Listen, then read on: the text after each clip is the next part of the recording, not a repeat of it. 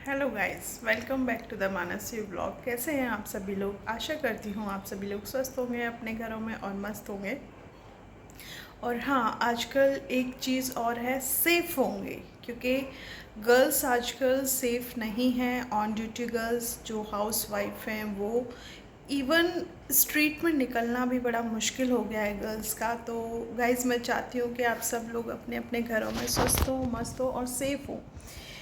आज से मेरी डिक्शनरी में एक शब्द और जुड़ गया, सेफ़ हो। सेफ शब्द इतना बड़ा मायने रख रहा है कि मैं खुद को भी सेफ़ नहीं समझ रही, क्योंकि कहीं ना कहीं मेरा भी पतन हो रहा है। आप सभी लोगों को मालूम है कि क्या हो रहा है और क्या नहीं हो रहा। तो इसी के उपलक्ष्य में मैं आप लोगों से बात करूंगी।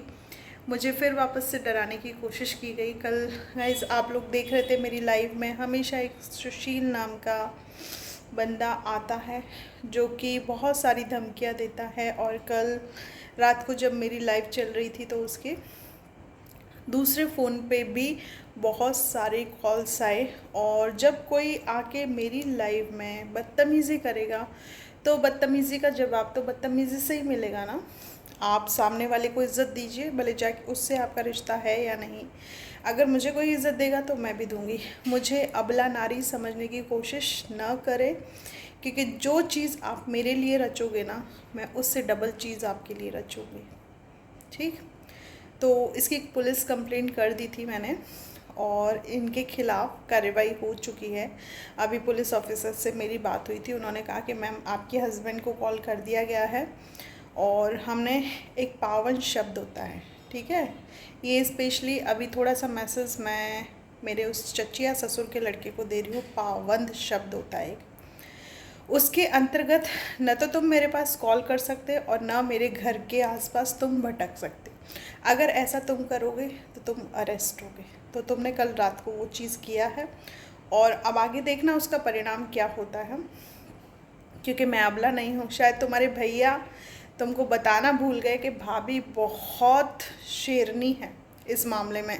अगर भाभी के ऊपर कोई हाथ डालता है ना तो भाभी है ना उसके खानदान सहित का हाथ निकाल लेती है। उसका हाथ तो बहुत छोटी बात है। ठीक।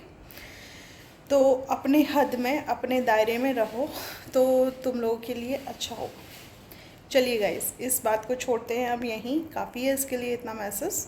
बाकी मेरी राजस्थान गवर्नमेंट देख लेगी इनके साथ करना क्या है, क्योंकि कल इसने जो कॉल किए हैं मेरे पास वो बहुत बड़ी गलती कर दी। और दूसरा, मेरे सोशल मीडिया पे अपने यार दोस्तों को भेज के ये गंदे गंदे कमेंट्स करवाता है, वो दूसरी गलती कर दी। उसमें साइबर क्राइम में भी इसकी रिपोर्ट दी गई है आज। अब हम ट्रेनी डॉक्टर के बारे में बात करते हैं।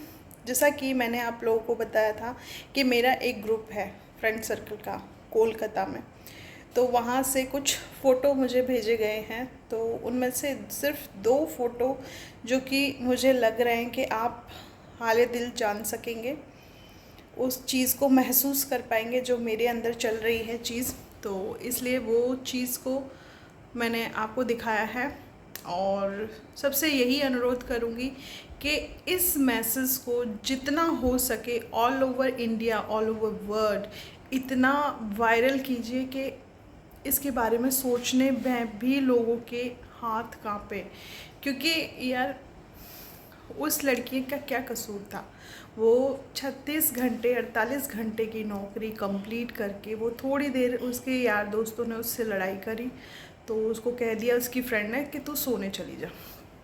उसे सुला दिया गया। और मेन कल्पिट जितना मुझे मालूम चल रहा है, मैं गाइज आपको बताऊं पर्सनली, कि इसमें जो कॉलेज का प्रिंसिपल है उसका हाथ शामिल है और एक कोई नेता का बेटा है वो भी है। क्योंकि जिस तरीके से ये प्रिंसिपल अपने कॉलेज में बच्चों को पास आउट करवाता था, उनकी बैक नहीं लगने देता था, वो गलत मकसद से ये सब कुछ करता था। उस लड़की को मालूम चल गया था कि क्या गलत है क्या सही है। सॉरी, अभी मेरी मम्मी पूजा कर रही है, थोड़ी देर बाद बात करते हैं। तो वहाँ पे करीबन उस लड़की ने इस जंग को 40 मिनट लड़ा है और उसकी जो बॉडी में स्पर्म मिला है वो 250 ग्राम है, जबकि एक इंसान का स्पर्म सिर्फ 5 ml होता है, 5 to 15 ml होता है। जो कि एक इंसान का स्पर्म नहीं है। न जाने उसकी खाल को मरने के बाद किन किन गीदड़ों ने नोचा है, कुछ बताना बयान करना ही बहुत मुश्किल है। और हमें अपनी सिस्टम से लड़ना चाहिए। मैंने आप लोगों को कहा था कि मेरे हॉस्पिटल में आज स्ट्राइक है, वो चीज़ मैं दिखाऊंगी, लेकिन मैंने नहीं दिखाई क्योंकि आज सिर्फ स्ट्राइक थी। कोई भी कैंडल मार्च वगैरह कुछ नहीं किया गया। सिर्फ आज डॉक्टर्स ने पेशेंट को नहीं देखा है। इसमें मैंने अपने हॉस्पिटल में एक वो देखा कि एक पेरेंट्स का बच्चा बहुत ज़्यादा बीमार था और पता है लिटरली वो लोग रो रहे थे और उनको समझ नहीं आ रहा था, तो वो अपने बच्चे को जयपुर लेके गए। तो ये चीज़ मुझे वहाँ पे अच्छी नहीं लगी। तो गाइस, मैं सब लोगों को यही कहना चाहती हूँ कि जैसे आप लोग देखते हैं सोशल मीडिया पे मेरे जैसी बहुत सारी स्टोरीज़ हैं, आपकी सोसाइटी में भी होंगी। सोशल मीडिया की तो मैं नहीं कहती क्योंकि यहाँ बहुत सारी स्टोरीज़ फेक भी हैं कि उनके हमारी लाइफ में ये हो रहा है वो हो रहा है। बहुत सारे लोगों की, मैं नाम नहीं लेना चाहूँगी, बहुत सारे लोगों की फ़ेक स्टोरीज़ भी हैं।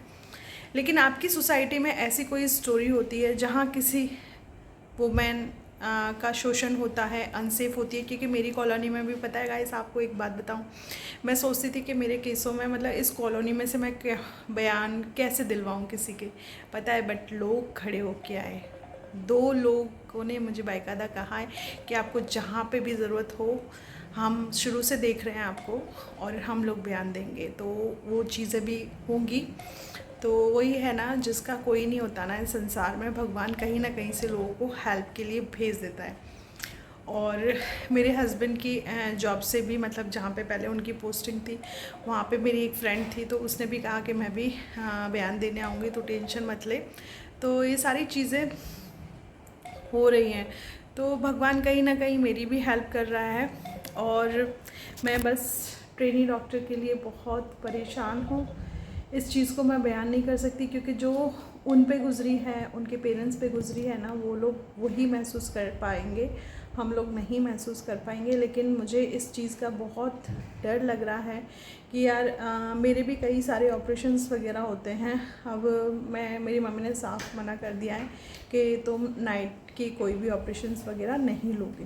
तो इसलिए चीज़ें, मुझे लगता है कि आने वाले टाइम में शायद लोग बाग अपनी बेटियों को ही घर से निकालना छोड़ देंगे, क्योंकि हमारे समाज में बहुत सारे ऐसे हैवान लोग आ रहे हैं कि जहाँ पे हम अपने घर की बहू बेटियों को बिल्कुल सेफ़ महसूस नहीं करते और इसीलिए उनको मना किया जाता है कि बेटे रात में घर से बाहर मत निकलो। हॉस्टल में पढ़ रही हैं तो पता है मम्मी पापा हॉस्टल के गेट तक छोड़ के आते हैं। इतना ज़्यादा परेशान होते हैं मम्मी पापा कि क्या करेगी अकेले। मेरे तो जब मैं हॉस्टल में पढ़ती थी, कॉलेज में थी, मेरी मम्मी पापा तब तक कॉल करते थे जब तक वो वार्डन से बात नहीं कर लेते थे कि हाँ कॉलेज आ गई है या नहीं आ गई। तो मुझे समझ में नहीं आता कुकू को जब मैं पढ़ाऊँगी बाहर तो कैसे रिएक्ट होगा, क्योंकि मैं तो ऑलरेडी बहुत ज़्यादा मतलब हर चीज़ पे शक करती हूँ, क्योंकि मेरे साथ ज़िंदगी में इतना गलत हुआ है ना कि हर चीज़ को मैं शक की नज़रों से ही देखती हूँ पहले कि कहीं ये उससे रिलेटेड तो नहीं है, कहीं उसकी वजह से ये तो नहीं हो रहा, कहीं कोई कुछ सोच तो नहीं रहा। और इवन मेरा ससुर भी मुझे कोर्ट में दिखता है ना, तो मेरे दिमाग में यही चीज़ चलती है कि ज़रूर कुछ ना कुछ नया कर रहा हो। मैं अपने भैया को यही बोलती हूँ, ज़रूर ये कुछ ना कुछ नया कर रहा होगा, आप प्लीज़ इस पर नज़र रखिए। क्योंकि मैंने इस चीज़ को महसूस किया है कि मैं इस घर में अनसेफ हूँ। और रही बात मैं इस घर में क्यों रहती हूँ गाइस, तो वो मेरा हक है, इसलिए मैं रह रही हूँ। देखो, मैंने पीछे हटना नहीं सीखा, मैं इस जंग में लड़ूंगी, भले चाहे मुझे इस जंग में मरना पड़े। लेकिन हाँ, मैं समाज के लिए एक ऐसा उदाहरण सेट करके जाऊंगी कि कभी भी कोई भी लड़की डरेगी नहीं और थमेगी नहीं, हमेशा अपने पथ पर आगे बढ़ती रहेगी। बस यही है। और अब मुझे समझ में आ गया कि हर बार जब स्कूल में 26 जनवरी या फिर 15 अगस्त होती थी तो मुझे रानी लक्ष्मीबाई क्यों बनाया जाता था, कि मैम को भी लगता था कि मैं रानी लक्ष्मीबाई ही बनूंगी आगे चल के, इसलिए मुझे यही वाला कॉस्ट्यूम दिया जाता था। तो बस यही कहना चाहूँगी, आप लोग अपने बच्चों को सुरक्षित रखें, स्पेशली अपनी बेटियों को सुरक्षित रखें। उन्हें कभी भी उनका हौसला नीचे नहीं जाने दें, हमेशा उनका हौसला अफजाई करें और उन्हें बड़े प्यार से रखिए, क्योंकि आगे क्या होने वाला है ये हम में से किसी को कुछ नहीं मालूम। तो love you, all of you. Hope so आज का वीडियो मेरा अच्छा लगा होगा आपको। मेरा मैसेज जो समाज में मैं छोड़ रही हूँ वो अच्छा लगे तो इस वीडियो को आप लोग लाइक, शेयर एंड सब्सक्राइब ज़रूर कीजिएगा, और मेरे चैनल पे नए हैं तो प्लीज़ चैनल को सब्सक्राइब ज़रूर कर लीजिएगा। Love you, all of you.